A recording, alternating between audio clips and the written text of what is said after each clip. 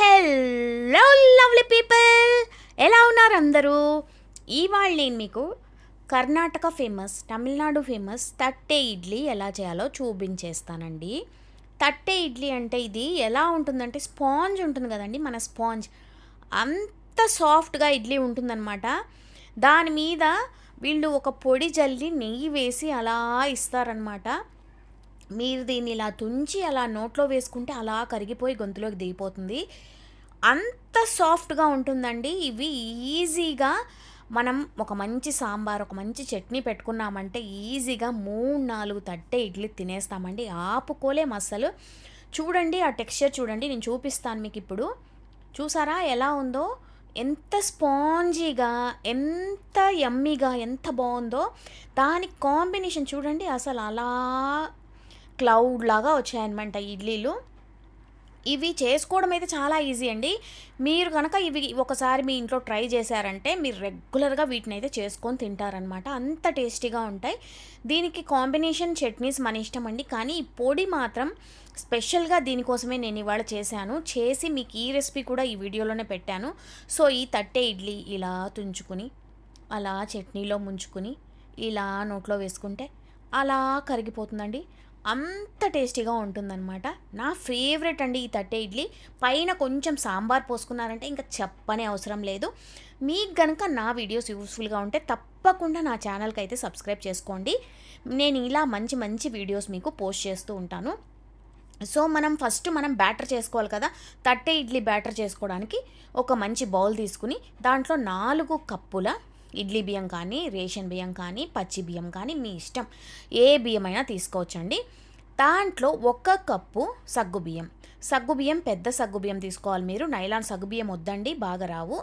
తర్వాత 1 కప్పు మినప్పప్పు. మనం మామూలుగా ఇదే కొలత అండి. దీంట్లో ఇంకా మెంతులు కానీ వేరే ఏమి వేయకూడదు, ఎందుకంటే ఈ ఇడ్లీ తెల్లగా మల్లెపువ్వులాగా ఉంటుందన్నమాట. సో మనం వీటిని, ఈ బియ్యాన్ని 4-5 సార్లు బాగా కడిగేయాలండి.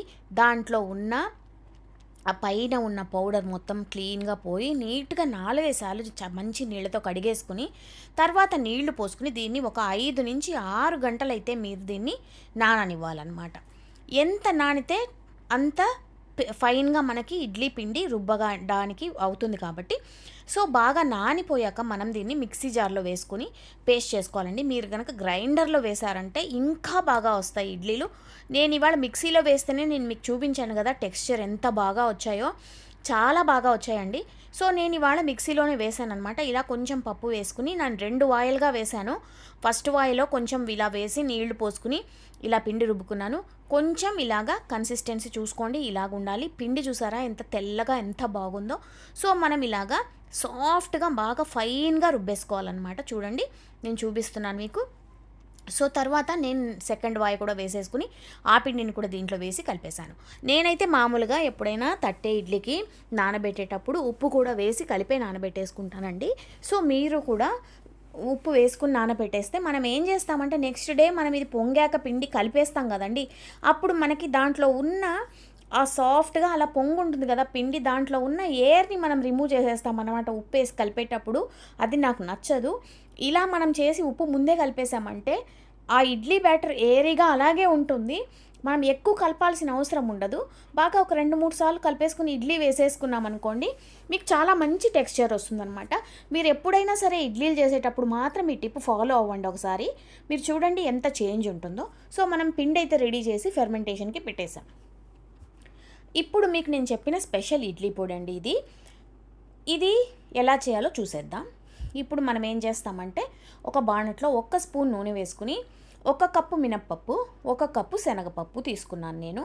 వేసి వీటిని నిదానంగా మీడియం ఫ్లేమ్లో పెట్టుకుని మంచి రంగు రావాలండి. ఇవి కలర్ మారి మంచి ఫ్లేవర్ వస్తుంది బాగా వేగాక. అంతవరకు మీరు వీటిని బాగా వేయించుకోవాలి. చక్కగా ఇవి వేగిపోయాక మనం బాగా ఒక మంచి 2 రెమ్మల కరివేపాకు, ఫ్రెష్ కరివేపాకు అలా వేసేయండి. ఈ కరివేపాకు తర్వాత ఒక 4 నుంచి 5 వెల్లుల్లి రెబ్బలు వేసుకోండి. తర్వాత మిరపకాయలు ఒక 4 నుంచి 5 మిరపకాయలు వేసుకోండి. ఇంగువ దీనికి చాలా ఇంపార్టెంట్ అండి. బాగా ఒక 1/2 చెంచా ఇంగువ వేసేసుకోండి. తర్వాత దీంట్లో స్పెషల్గా నేను యూస్ చేసేవి ఏంటంటే ఇవి మిరియాలు, జీలకర్ర. వీటిని మనం లాస్ట్లో వేస్తున్నాం అన్నమాట. వేసి ఒకసారి అలా కలిపేసి 1 స్పూన్ మిరియాలు 1 స్పూన్ జీలకర్ర వేస్తే మీరు ఈ పొడి ఇడ్లీ పొడి ఒక్కసారి ట్రై చేయండి. మీరు అన్నంలో కలుపుకొని తిని నెయ్యి వేసుకొని తిన్న వేడి వేడి అన్నంలో చాలా బాగుంటుంది. ఇడ్లీల్లోకి దోశల మీద అలా చల్లుకోవడానికి చాలా బాగుంటుంది. చాలా టేస్టీగా ఉంటుందన్నమాట ఇడ్లీ పొడి. ఇప్పుడు మనం వీటిని బాగా చల్లారనివ్వాలి. దీంట్లోనే నేను ఉప్పు కూడా వేసేసుకున్నాను. ఇవి బాగా చల్లారిపోయాక నెక్స్ట్ టిప్ ఏంటంటే దీంట్లో 1 కప్పు మన తినే పప్పులు, మంచి పప్పులు వేసుకోవాలి. దీంట్లో నేను ఎందుకు ఇది వేసానంటే మీకు తెలుస్తుందండి ఆ టేస్ట్ డిఫరెన్స్. మీరు ఒకసారి ఇలా చేసి చూడండి, చాలా టేస్టీగా వస్తుంది. సో ఇప్పుడు మనం ఇవన్నీ వేయించేసి చల్లారిపోయాయి. దీన్ని మనం చక్కగా మిక్సీ జార్లో వేసుకుని మరీ మెత్తగా పౌడర్ లాగా చేసేసుకోండి. కొంచెం బరకగా లైట్గా మనకు గ్రాన్యూల్స్ అలా తగులుతూ ఉంటే మనకు తినేటప్పుడు క్రంచీగా ఉంటుందన్నమాట. ఇడ్లీతో పాటు మనం ఈ పొడిని కొరుకుతూ ఉంటే అలా పళ్ళ కింద అలా చిన్న చిన్న ముక్కలు అలా పడుతూ చాలా టేస్టీగా ఉంటుందన్నమాట. కరకరలాడుతూ ఉంటుంది ఈ పొడి. కొంచెం ఆ టేస్ట్ వేరే లెవెల్ ఉంటుందండి. సో మనం ఈ పొడి అయితే ఇప్పుడు రెడీ చేసుకున్నాము. దీంట్లో మనం ఈ పొడిని 2 నుంచి 3 నెలల వరకు స్టోర్ చేసుకోవచ్చండి. ఏమీ కాదు, చక్కగా రూమ్ టెంపరేచర్లోనే మీరు స్టోర్ చేసుకోవచ్చు. ఒక్కసారి మీరు కష్టపడి ఇలా చేసుకున్నారంటే మీరు ఎప్పుడు ఇడ్లీలు దోశలు చేసుకున్నా, ఉప్మా చేసుకున్నా, దేంట్లోకైనా ఈ పొడి అద్భుతంగా ఉంటుంది. సో ఇడ్లీ పొడి రెడీ అయిపోయింది. మనం పిండి రుబ్బి పెట్టాం కదా, అది కూడా చక్కగా పొంగిపోయింది. నేను ఇప్పుడు చూపిస్తాను. చూసారా, నేను పొద్దున మీకు చూపించినప్పుడు ఎక్కడో అడుగునుంది పిండి, ఇప్పుడు పై వరకు నీట్గా పొంగిపోయింది. నేను మీకు ఉప్పు ముందే ఎందుకు కలపమన్నాను ఇప్పుడు తెలుస్తుంది. చూడండి ఎంత బాగా ఏరీగా, ఎంత బాగా నురగగా బాగా పొంగింది కదా. ఇప్పుడు ఇడ్లీ పిండిని మనం దీంట్లో ఉప్పు వేస్తే ఏం చేస్తాం, వేసి బరా కలిపేస్తాం కదా. అలా కలిపినప్పుడు ఏమవుతుందంటే దీంట్లో ఉన్న ఈ ఎయిర్ అంతా పోతుంది.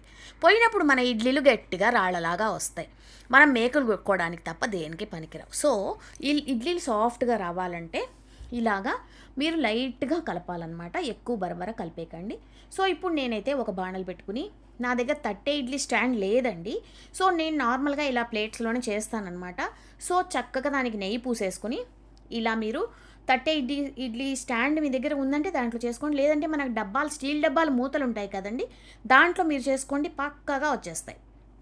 దానికి చక్కగా నెయ్యి పూసుకుని ఒక 2-3 గరిటెలు పిండి వేసేసి స్టీమ్ చేసేసుకోండి. స్టీమ్ చేసుకున్నాక మీకు నేను ఇడ్లీ చూపిస్తాను. చూడండి చక్కగా స్టీమ్ అయిపోయింది. తడి ఏమాత్రం లేదు, పైన బాగా ఉడికిపోయింది ఇడ్లీ. సో చుట్టూ ఇలా కత్తితోటి రిలీజ్ చేసుకుని చూడండి, అలాగా స్పాంజ్ లాగా ఎంత సాఫ్ట్గా మన ఇడ్లీలు తయారైపోయాయో. సో ఈ తట్టే ఇడ్లీ మీరు ఒక్కసారి తప్పకుండా ట్రై చేయండి. చేసుకుని దాని మీద చక్కగా ఒక 2 చెంచాల నెయ్యి వేసేసుకుని దానిపైన ఇలా పొడి చల్లేసుకుని దానిపైన మళ్ళీ ఇంకో చెంచా నెయ్యి వేసుకుని ఇలా తుంచుకుని చక్కగా చట్నీలో ముంచుకుని తినేయడమే. ఎంత ఎమ్మిగా ఉంటాయంటే అంత ఎమ్మిగా ఉంటాయి. మీరు ఈ రెసిపీని అయితే నోట్ చేసి పెట్టుకోండి. మీ ఇంట్లో అందరికీ ఫేవరెట్ రెసిపీ అవుతుంది ఇది. తప్పకుండా ఇడ్లీలు ట్రై చేసి ఎలా వచ్చాయో నాకైతే కమెంట్స్ పెట్టండి. నెక్స్ట్ వీడియోలో మళ్ళీ మిమ్మల్ని మరిన్ని మంచి వీడియోస్తో కలుస్తాను. అంతవరకు ఉంటానండి. బాయ్ బాయ్, మీ విజీ.